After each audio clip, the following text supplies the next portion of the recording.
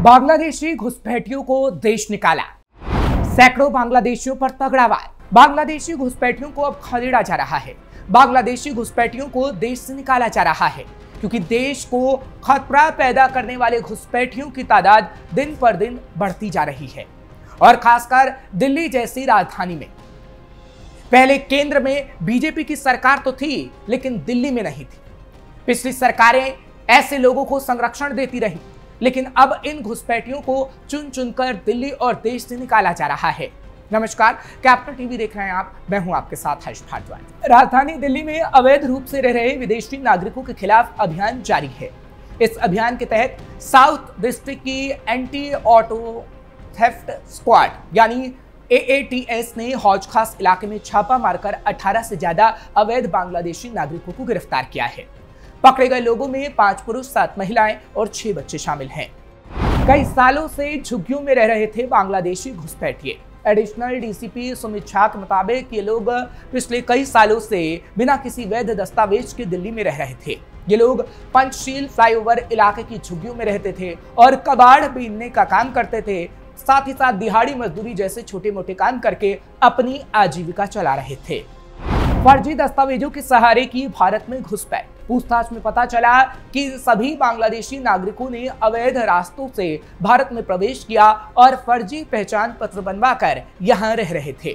Police ने सभी को डिटेंशन सेंटर भेज दिया है और फॉरेनर रीजनल रजिस्ट्रेशन ऑफिस के माध्यम से डिपोर्टेशन की प्रक्रिया भी शुरू कर दी गई है। एडिशनल DCP ने यह भी बताया कि यह कार्रवाई दिल्ली पुलिस के चल रहे विशेष अभियान का हिस्सा है। इससे पहले भी साउथ डिस्ट्रिक्ट पुलिस ने 63 अवैध बांग्लादेशियों को पकड़ा और उन्हें उनके देश वापस भेजा था। आने वाले समय में इस तरह की कार्रवाइयां लगातार जारी रहेंगी।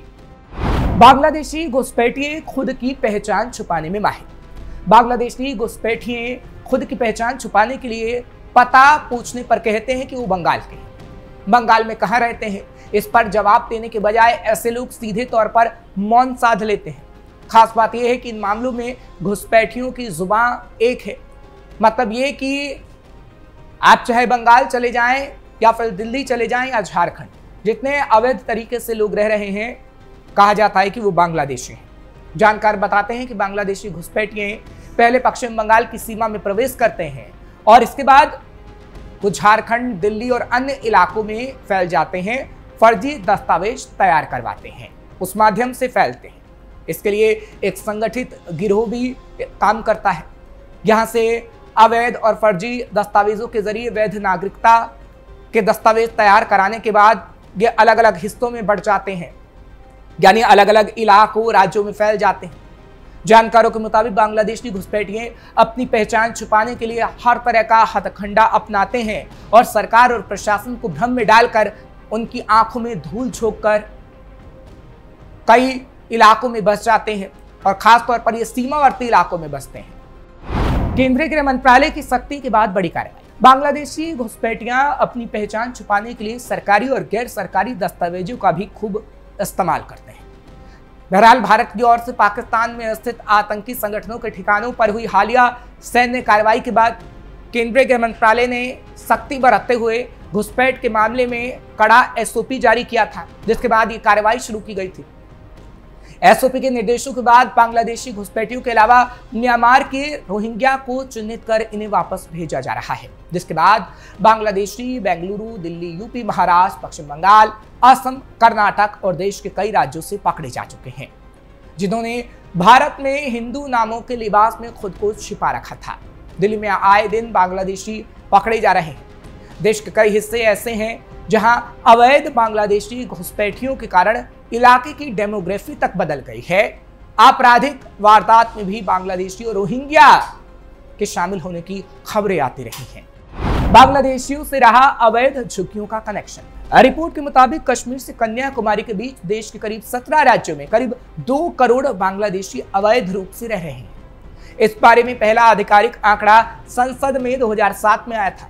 तब तत्कालीन गृह राज्य मंत्री श्री प्रकाश जायसवाल ने बताया था कि भारत में 12 मिलियन यानी 1 करोड़ 2 लाख अवैध बांग्लादेशी हैं। हालांकि बाद में उन्होंने इस आंकड़े के स्रोतों को गलत बताते हुए अपना बयान वापस ले लिया था। फिर दूसरी बार इस पर सीबीआई के पूर्व डायरेक्टर जोगिंदर सिंह ने 2014 में एक आंकड़ा रखा। तब उन्होंने अनुमान लगाया था कि देश में करीब 5 करोड़ अवैध बांग्लादेशी घुसपैठिए हैं। हालांकि इन आंकड़ों की कभी पुष्टि नहीं हुई, लेकिन हर शहर में बनाए गए अधिकतर अवैध झुग्गियों का कनेक्शन बांग्लादेशियों से पाया जा रहा है। बांग्लादेशी घुसपैठियों ने देश की डेमोग्राफी बदल दी। बांग्लादेशी घुसपैठियों ने 140 करोड़ के देश की डेमोग्राफी बदल दी है। रिपोर्ट के मुताबिक पश्चिम बंगाल में 57 लाख, असम में 50 लाख से ज्यादा बांग्लादेशी हैं। असम के 33 जिलों में 9, बारापेटा, धुबरी, दरांग, नौगांव, करीमगंज, दारंग, मोरीगांव, बोंगाईगांव, धुबरी, गोलापारा और लाकाड़ी में मुस्लिम आबादी 50 से 80% तक आकी गई है। बीजेपी समेत कई संगठनों का दावा है कि राज्य में 45 विधानसभा सीट पूरी तरह से मुस्लिम वोटरों के कब्जे में है, जिसमें ज्यादातर बांग्लादेश से पलायन कर असम पहुंचे हैं। राज्य के नलबाड़ी, कछार और कामरूप में भी धार्मिक जनसंख्या में बदलाव हुआ है। पिछले 4 दशकों में बिहार के सीमांचल के 4 जिले किशनगंज, अररिया, कटिहार और पूर्णिया में मुस्लिम आबादी अप्रत्याशित तौर पर बढ़ रही है। किशनगंज में मुस्लिम आबादी 67.58% और हिंदू आबादी 31.43% है। राष्ट्रीय अनुसूचित जनजाति आयोग की अगर रिपोर्ट की बात करें तो उसमें दावा किया गया है कि झारखंड के संथाल परगना क्षेत्र में तो बांग्लादेशी घुसपैठ लगातार बढ़ रहे हैं और इस कारण से क्षेत्र की जनसांख्यिकी में काफी बदलाव आया है। विधानसभा चुनाव में भी इस पर खूब हो हल्ला मचा था। पिछले दिनों पश्चिम बंगाल में कई ऐसे बांग्लादेशियों की पहचान की गई जो मेडिकल और टूरिस्ट वीजा पर भारत आए फिर यहीं रह गए। सूत्रों के मुताबिक त्रिपुरा, असम और पश्चिम बंगाल में बिचौलियों की भरमार है जो बांग्लादेशियों को भारत में अवैध तरीके से बसाने और उनके लिए फर्जी डॉक्यूमेंट बनाते हैं। इसके अलावा पश्चिम बंगाल से बांग्लादेश से लगने वाले 2272 किलोमीटर लंबे बॉर्डर में कई लूप होल है। पश्चिम बंगाल में ज्यादातर होती है घुसपैठ। पश्चिम बंगाल का मालदा, दिनेशपुर, छपली, नवाबगंज, मुर्शिदाबाद और 24 परगना घुसपैठ के लिए बदनाम है। इसके अलावा हुगली नदी और जंगल के रास्ते से घुसपैठ होती है। सैफ का जो हमलावर पकड़ा गया था वो भी बांग्लादेशी ही पाया गया था, जिसने भारत में घुसपैठ की थी।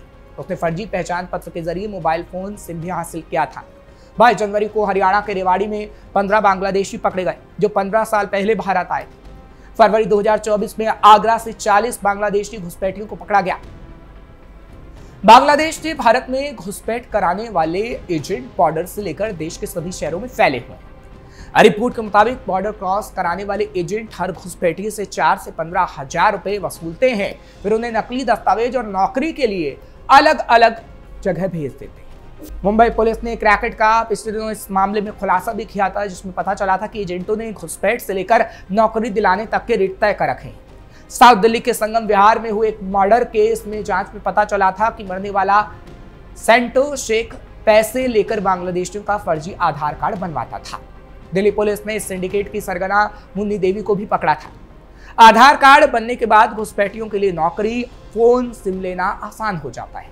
ज्यादातर बांग्लादेशी मजदूरी, फल सब्जी कारोबार और फेरी लगाने का व्यवसाय करते हैं। भीख मांगने वाले रैकेट में भी बांग्लादेशी महिलाएं शामिल होती हैं। हालांकि इसको लेकर मई में भी निर्देश जारी कर दिए गए थे। गृह मंत्रालय ने राज्यों और केंद्र शासित प्रदेशों को अपने वैधानिक अधिकारों का उपयोग करके अवैध प्रवासियों की पहचान, जांच और निर्वासन की प्रक्रिया शुरू करने के निर्देश दिए थे। मंत्रालय ने सभी राज्यों को जिला स्तर पर पर्याप्त हिरासत केंद्र यानी डिटेंशन सेंटर स्थापित करने के निर्देश दिए थे, जहां निर्वासन की प्रक्रिया पूरी होने तक संदिग्ध प्रवासियों को रखा जाए। ये कदम केंद्र सरकार की उस नीति का हिस्सा है जिसके तहत बांग्लादेश और म्यांमार से आए अवैध प्रवासियों के खिलाफ सख्त कार्रवाई की जा रही है। यानी अब एक भी बांग्लादेशी घुसपैठिया नहीं बचेगा, क्योंकि हर राज्य से उन्हें चुन चुनकर बाहर निकाला जा रहा है और फिर देश से भी, ताकि आगे आने वाले समय में ये देश के लिए बड़ा खतरा ना बन जाए। आपको खबर कैसी लगी कमेंट सेक्शन में जरूर बताएं। खबर को लाइक शेयर करें। कैपिटल टीवी को सब्सक्राइब करना मत भूलिएगा।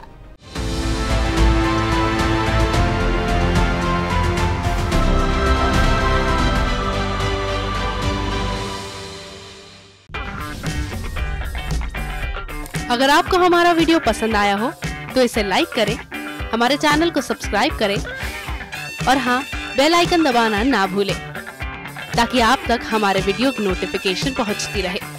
आप अपना सुझाव हमें कमेंट बॉक्स में दे सकते हैं। हमारे साथ जुड़ने के लिए शुक्रिया।